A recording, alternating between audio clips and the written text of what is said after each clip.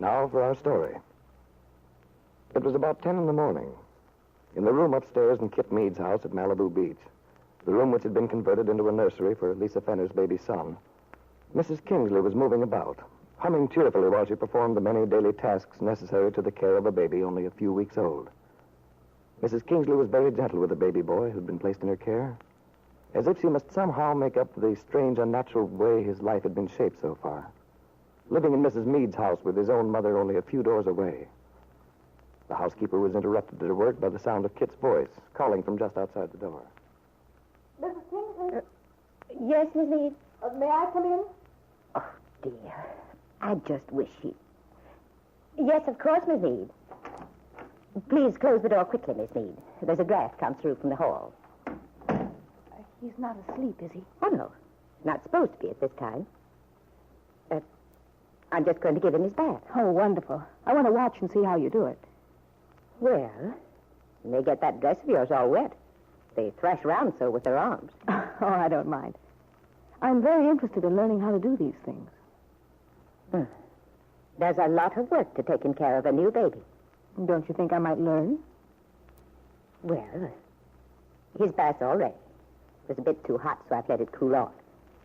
Now, the first thing to remember is not to have the water too hot. You test it with your elbow or your wrist.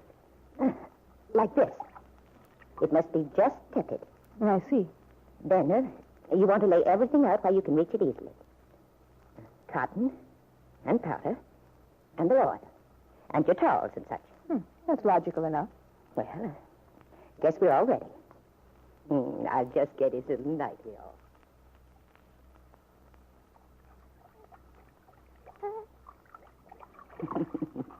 Hold still, you little rascal. We're almost finished.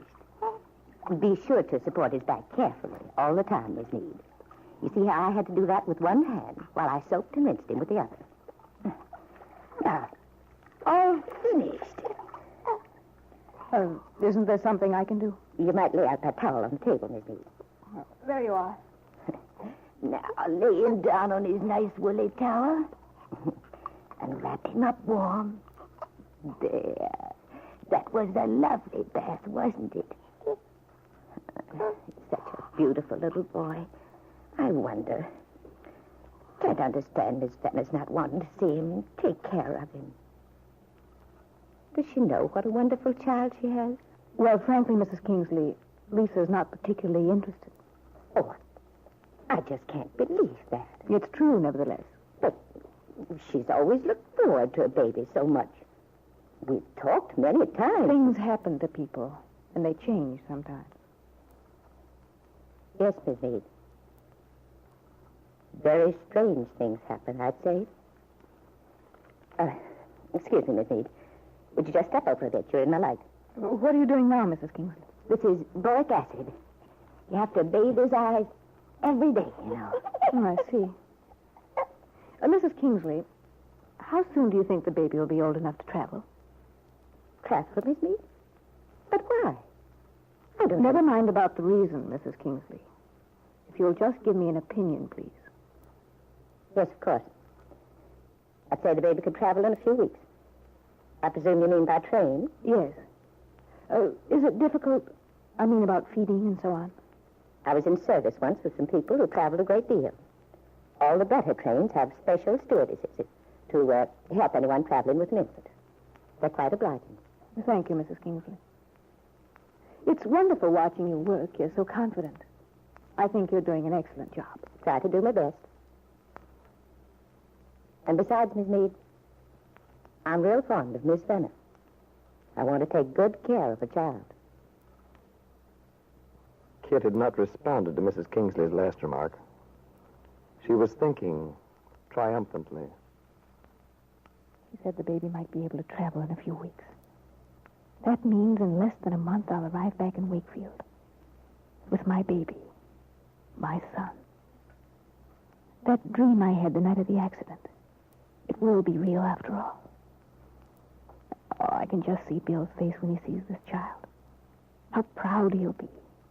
Proud of our child. I know I can make Bill happy with the baby. But far away in Wakefield, unaware of his wife's strange plan, Bill Meade and David Bowman, Kit's uncle, are just walking into David's living room to sit down. Gosh, Mr. Bowman, certainly glad my pass came so I could accept your invitation. It was a mighty good lunch. Well, thank you, Bill. Oh, it's a shame we haven't done this more often. I was so glad I ran into the other day, Bill. I've been wanting to talk to you. I suppose you've been hearing from Kit? Oh, yes. Yes, she writes quite often. Mm-hmm. Now, how is she? Well, she seems to be feeling all right. That's good. Do you expect her back soon? Well, she hasn't said definitely, but I imagine she ought to be back within a few weeks. Bill, I guess you know that I realize there's something more about Kit's going to California than just a trip. Ben was in to see me some time back. He wanted to know where Kit was, wanted her address. But I gather you're not free to discuss what Kit's been doing. Well, Mr. Bowman, I really wish I could. You know, you're the one person I'd like to be able to talk to. Although you're Kit's uncle, I've always felt that you understood my situation. Of course, you're a very good friend of Lefty Larkin's.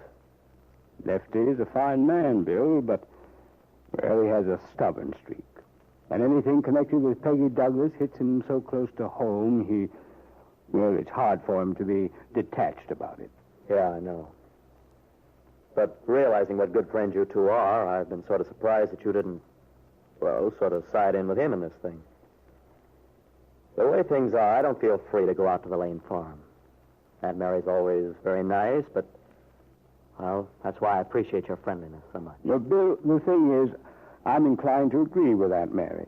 Even though I'm in the dark about your problems to a great extent, I'm sure you wouldn't do anything without a very good reason. Wouldn't do anything dishonorable. Well, it makes me feel good to hear you say that, Mr. Bowman. Bill, how do you stand in regard to the Army? Oh, at the present moment, I'm just sweating it out, as they say. Looks as if I'll be discharged fairly soon, though, but I couldn't exactly say when. Mm-hmm. I see. Have you any plans, Bill? Decided what you're going to do? Well, no, I haven't. I've thought about it quite a lot, but haven't made up my mind definitely. Let's see, Bill. You went to agricultural college, didn't you? Yeah, I did. But I wondered, are you still interested in farming? That sort of thing. Well, it's just about all I can do. Or at least the only work I'm really interested in. Didn't Ben have some plan in mind for you a little while back? An experimental farm or something like that? There was some talk about it, but nothing ever happened. I thought perhaps he might be thinking of following through on it when you came out of the Army. I don't know about that, Mr. Bowman. But whatever Mr. Calvert had in mind, I wouldn't be interested. Well, that's all I wanted to know. Look, Bill, why don't you get in touch with me when you know more about your Army setup? I think we might be able to work something out. Well, thanks, Mr. Bowman. That's swell of you to think about me. I appreciate it a lot. Yeah, a fellow does feel a little uncertainty. Coming out of the Army, not sure what to do next. Well, of course. I should have thought of it sooner. But then I thought you might have some other commitment to Ben Calvert or something. Oh, no. Yeah, I mean, no, that would be impossible. I wouldn't think of having any business connections with Mr. Calvert, not with the way things are. Oh? Well, I wasn't sure, since you are in the family. Yes, I am. But, Mr. Bowman, do you remember quite a while ago, months ago, in fact, you once said something about my marriage, about Kit and me? Yes, Bill. I remember. I believe I indicated that I could see trouble ahead. Yeah. Well, Mr. Bowman, the fact is, you were right about the marriage. It just can't go on any longer. I see. Then, what do you plan to do, Bill? I'm going to get a divorce, Mr. Bowman. You sound very positive, Bill. I wonder how you'd feel if you knew what was happening in California. Knew that Kit will be returning to Wakefield very soon now, with another woman's son. A child you're to believe is your own,